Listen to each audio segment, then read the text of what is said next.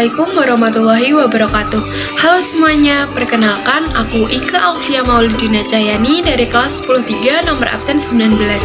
Jadi pada kesempatan kali ini aku akan jelasin ke kalian nih, apa sih pemanasan global itu dan apa penyebab, dampak, hingga solusi mengatasi pemanasan global hingga hasil kesepakatan dunia internasional tentang pemanasan global. Tonton sampai akhir ya. Pemanasan global adalah bentuk ketidakseimbangan ekosistem di bumi akibat terjadinya proses peningkatan suhu rata-rata di permukaan bumi. Kurang lebih 100 tahun terakhir, suhu rata-rata di permukaan bumi meningkat 0,74 kurang lebih 0,18 derajat Celcius atau 1,33 kurang lebih 0,32 derajat Fahrenheit. Peningkatan suhu permukaan bumi dihasilkan oleh radiasi sinar matahari menuju atmosfer. Setelah itu, sebagian sinar tersebut berubah menjadi energi panas dalam bentuk sinar inframerah. Sinar inframerah tersebut sebagian ada yang diserap oleh permukaan bumi dan sebagian lagi dipantulkan kembali ke atmosfer. Namun, sebagian sinar yang akan dipantulkan tersebut tidak dapat dipantulkan karena tertahan oleh gas rumah kaca. Hal tersebut yang menyebabkan suhu bumi meningkat. Penyebab pemanasan global. Dalam kehidupan manusia, berbagai kegiatan dapat dilakukan, mulai dari kegiatan sehari-hari hingga kegiatan proses industri. Namun, tanpa kita sadari, kegiatan-kegiatan tersebut dapat memberikan dampak buruk bagi lingkungan. Salah satunya meningkatnya konsentrasi gas rumah kaca yang mengakibatkan suhu rata-rata di permukaan bumi juga meningkat. Adapun gas rumah kaca yang dimaksud adalah karbon dioksida, uap air, metana, klorofluorokarbon, dinitrogen oksida, dan ozon. Gas-gas tersebut paling banyak dihasilkan dari kegiatan industri dan penggunaan kendaraan berbahan bakar minyak. Namun, secara alami, gas rumah kaca juga dihasilkan dari sumber penguapan dan erupsi gunung vulkanik yang aktif. Adanya gas-gas rumah kaca di atmosfer yang melebihi batas normal, sebagian panas yang seharusnya dipantulkan permukaan bumi terperangkap oleh gas-gas tersebut. Proses ini terjadi secara berulang sehingga suhu bumi terus meningkat. Namun, dalam konsentrasi seimbang, efek rumah kaca memiliki peran penting dalam melindungi makhluk hidup di bumi, yaitu sebagai penghangat. Aktivitas manusia yang dapat meningkatkan konsentrasi gas rumah kaca di atmosfer. Yang pertama yaitu penggunaan bahan bakar fosil. Peningkatan jumlah industri dan sarana transportasi tersebut selalu diikuti dengan peningkatan penggunaan bahan bakar, terutama bahan bakar dari fosil seperti minyak bumi dan gas alam. Hasil dari pembakaran bahan bakar fosil tersebut berupa gas-gas rumah kaca yang memicu terjadinya pemanasan global. Sebagian besar dari gas tersebut adalah gas karbon dioksida yang merupakan suatu gas inert tidak berwarna dan tidak berbau. Gas ini akan menurunkan nilai pembakaran dari gas alam. Jika dikombinasi dengan adanya air akan membentuk senyawa korosif yang berpotensi mencemarkan tanah dan air. Yang kedua yaitu penggunaan klorofluorokarbon dalam kehidupan sehari-hari. Gas CFC digunakan untuk berbagai kegiatan peralatan rumah tangga, yaitu pada alat-alat pendingin. Selain itu, penggunaan gas CFC juga dapat dijumpai pada bahan bakar rumah tangga yang dikemas dalam botol seperti parfum dan cat semprot. Gas CFC termasuk senyawa kimia yang stabil dan tidak mudah diuraikan. Hal itu menyebabkan gas CFC dapat mencapai ke lapisan stratosfer, di mana pada lapisan ini terdapat ozon. Ozon memiliki kemampuan untuk menyerap radiasi sinar UV yang dipancarkan oleh matahari. Lapisan ozon berfungsi sebagai pelindung bumi dari radiasi sinar ultraviolet, terutama UVB, yang berbahaya bagi makhluk hidup di bumi. Pada lapisan stratosfer, gas CFC dipecah oleh radiasi sinar UV, kemudian terurai dan melepaskan atom-atom klorin. Atom klorin bereaksi dengan ozon yang berlangsung secara terus-menerus. Akibatnya terjadi penipisan lapisan ozon, bahkan terjadi lubang ozon yang menyebabkan peningkatan paparan radiasi sinar UV yang masuk ke permukaan bumi. Adanya peningkatan radiasi sinar UV menimbulkan masalah pada kesehatan manusia, antara lain merusak pada jaringan kulit seperti kanker kulit dan kerusakan pada mata seperti katarak. Yang ketiga yaitu kotoran ternak. Sapi merupakan hewan ruminansia yang memiliki rumen dengan di dalamnya terdapat mikroorganisme yang memecah selulosa pada dinding sel tumbuhan. Dalam proses tersebut terjadi fermentasi yang menghasilkan gas metana. Gas metana yang dihasilkan dalam rumen sapi dikeluarkan dalam bentuk feses dan gas buangan seperti kentut serta sendawa. Gas metana ini memiliki kontribusi dalam menyebabkan pemanasan global. Gas metana adalah gas yang terbentuk dari dekomposisi anaerob limbah organik dan juga penyumbang emisi gas rumah kaca. Gas ini memiliki potensi pemanasan global 25 kali dibandingkan dengan karbon dioksida. Yang keempat yaitu sampah. Sampah akan membusuk dan terbentuk gas metana yang merupakan gas rumah kaca. Sisa makanan yang kalian buang dapat menyumbang kadar gas rumah kaca di atmosfer. Metode pengelolaan sampah yang kurang efektif juga dapat memengaruhi kadar gas rumah kaca di atmosfer. Salah satunya adalah pembakaran sampah secara terbuka. Pengelolaan sampah dengan cara tersebut menghasilkan gas-gas yang memberikan dampak negatif bagi lingkungan dan kesehatan, di antaranya adalah karbon dioksida dan gas metana. Yang terakhir yaitu deforestasi. Deforestasi adalah kondisi penurunan luas hutan yang disebabkan oleh konversi lahan untuk infrastruktur, permukiman, pertanian, pertambangan, dan perkebunan. Salah satu penyebab terjadinya pemanasan global adalah perubahan lahan yang sering berakibat pada kebakaran hutan sehingga terbuangnya emisi gas karbon ke atmosfer. Jika deforestasi dan kebakaran hutan terjadi terus-menerus dan tidak akan segera ada pencegahan, akan mempercepat terjadinya pemanasan global. Emisi yang tinggi akibat deforestasi dapat menyebabkan berbagai dampak serius, di antaranya suhu bumi mengalami peningkatan, meningkatnya intensitas curah hujan per tahun yang mengakibatkan bencana, menimbulkan ancaman pangan dari perubahan iklim yang ditimbulkan, dan permukaan air laut menjadi naik.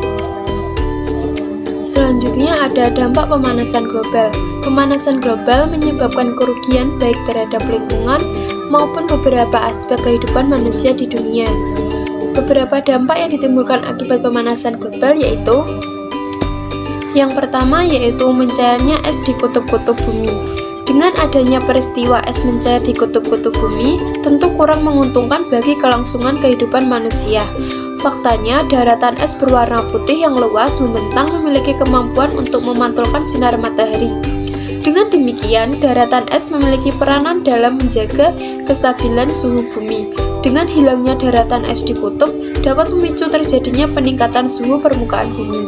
Yang kedua yaitu meningkatnya permukaan air laut. Hal ini disebabkan bongkahan es yang pecah dan terbawa aliran air laut akan mencair di lautan. Akibat peristiwa tersebut, wilayah daratan mengalami penyusutan serta terjadinya erosi pantai, badai, dan banjir rob. Peningkatan permukaan air laut sangat merugikan kehidupan masyarakat, khususnya yang berada di wilayah pesisir pantai.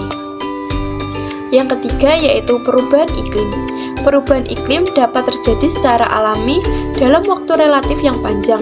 Namun, dengan adanya kenaikan suhu bumi dapat mengubah sistem iklim yang berdampak luas bagi kehidupan makhluk hidup di bumi. Contohnya pada daerah subtropis. Salju yang menyelimuti pegunungan akan cepat mencair. Sementara, pada daerah tropis, udara akan menjadi lebih lembab karena lebih banyak air yang menguap dari lautan. Dengan kelembapan yang semakin tinggi, curah hujan juga akan semakin tinggi. Pola cuaca menjadi tidak terprediksi dan lebih ekstrim. Hal ini tentunya dapat merugikan kehidupan manusia, salah satunya pada bidang pertanian. Musim hujan yang berkepanjangan akan menimbulkan banjir. Akibatnya, tanaman menjadi rusak atau busuk. Sebaliknya, musim kemarau yang berkepanjangan akan merusak tanah dan tanaman menjadi kering. Dua kondisi tersebut tentu merugikan bagi para petani, yaitu terancam gagal panen. Dampak lainnya dari perubahan iklim adalah gangguan ekosistem dengan punahnya beberapa spesies, perubahan siklus hidup flora dan fauna, serta peningkatan keasaman air laut. Yang keempat yaitu punahnya flora dan fauna. Hal tersebut disebabkan rusaknya keseimbangan ekosistem akibat perubahan iklim. Flora dan fauna akan kehilangan habitat aslinya jika tidak mampu beradaptasi untuk bertahan hidup. Resiko kepunahan flora dan fauna pun akan terjadi.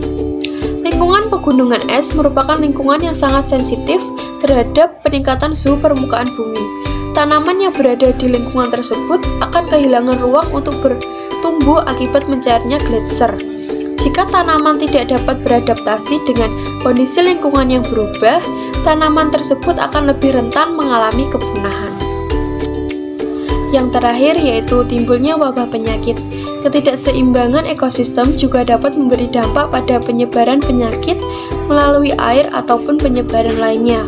Kondisi lain perubahan iklim yang menyebabkan bencana alam disertai perpindahan penduduk ke tempat pengungsian sehingga dapat memicu munculnya penyakit seperti diare, malnutrisi, dan penyakit kulit.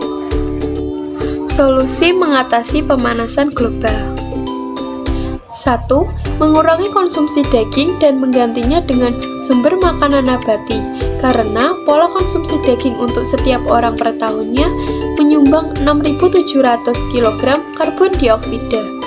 Kedua yaitu penanaman hutan kembali atau reboisasi, karena hutan memiliki fungsi vital bagi kelangsungan kehidupan makhluk hidup di bumi. Ketiga, mengurangi penggunaan kendaraan pribadi dan beralih menggunakan transportasi umum. Selain mengurangi polusi udara, hal tersebut juga baik untuk kesehatan tubuh. Keempat yaitu menghemat energi, seperti mematikan lampu pada siang hari, menggunakan lampu hemat energi, atau mematikan alat elektronik yang sudah tidak digunakan.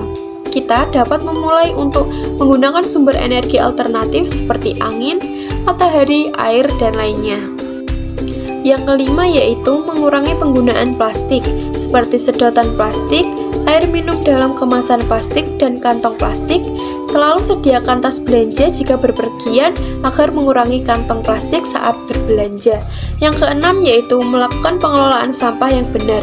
Pengelolaan sampah yang dimaksud meliputi pengumpulan, pengangkutan, pemrosesan, hingga pendauran ulang yang dapat kita lakukan dalam kehidupan sehari-hari. Dalam pengelolaan sampah adalah dengan memisah sampah berdasarkan jenisnya. Ketujuh yaitu melakukan aksi menjaga alam dan lingkungan kepada keluarga, teman, kerabat, atau masyarakat luas, misal dengan memberikan pengetahuan untuk menjaga alam. Untuk yang terakhir ada hasil kesepakatan dunia internasional. Kekhawatiran terhadap dampak pemanasan global menjadi isu global yang menjadi perhatian sangat serius dari berbagai kalangan di dunia.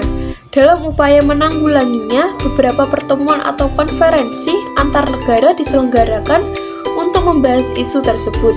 Dari pertemuan tersebut terbentuk beberapa kesepakatan internasional, diantaranya adalah sebagai berikut. Yang pertama ada Intergovernmental Panel on Climate Change. Badan ini berperan penting dalam upaya meminimalkan dampak dari pemanasan global, karena IPCC dibentuk sebagai reaksi untuk mengurangi penggunaan gas rumah kaca. Setiap tahunnya, perwakilan dari 195 negara yang ikut serta menjadi anggota IPCC berkumpul untuk mengkaji tentang perubahan iklim. Pengkajian dilakukan dalam durasi tertentu yang disebut dengan istilah siklus, di mana satu siklus berkisar 6 hingga 7 tahun. Hasil dari pengkajian tersebut dibuat dalam bentuk laporan yang komprehensif tentang perubahan iklim dan dipublikasikan di akhir siklus. Hasil pengkajian dari IPCC menjadi referensi yang sangat penting bagi pemerintah seluruh negara dalam penyusun kebijakan mengenai perubahan iklim. Yang kedua ada Protokol Kyoto. Dampak dari penggunaan bahan bakar fosil yang kurang efisien dan menghasilkan gas rumah kaca menimbulkan kecemasan masyarakat internasional. Oleh karena itu, masyarakat internasional berusaha mengatasi dengan cara mengikat negara-negara industri untuk menekan emisi gas rumah kaca melalui gas perjanjian internasional yang dikenal dengan nama Protokol Kyoto. Tujuan terbentuknya Protokol Kyoto adalah untuk menjaga kestabilan konsentrasi gas rumah kaca di atmosfer agar berada pada tingkat tertentu. Kestabilan tersebut dapat diwujudkan dengan mencegah aktivitas manusia yang dapat menyumbang gas rumah kaca dan melakukan komitmen pada negara-negara industri. Ketiga, ada Asia Pacific Partnership on Clean Development and Climate. Dalam kerjasama ini, para menteri luar negeri serta menteri lingkungan dan energi dari negara-negara tersebut bersepakat untuk bekerja sama dan melakukan alih teknologi yang berkaitan dengan upaya untuk mengurangi emisi gas rumah kaca. Yang keempat yaitu Sustainable Development Goals, merupakan kesepakatan pembangunan baru yang mendorong perubahan ke arah pembangunan berkelanjutan berdasarkan hak asasi manusia, kesetaraan untuk pembangunan sosial, ekonomi, dan lingkungan hidup. Terdapat 17 tujuan pembangunan berkelanjutan. Inti dari ke-17 tujuan tersebut adalah seruan mendesak untuk bertindak mengatasi kemiskinan seiring dengan strategi peningkatan kualitas kesehatan dan pendidikan, mengurangi kesenjangan, serta mendorong pertumbuhan ekonomi, namun tetap memperhatikan kelestarian lingkungan dan perubahan iklim. Terima kasih.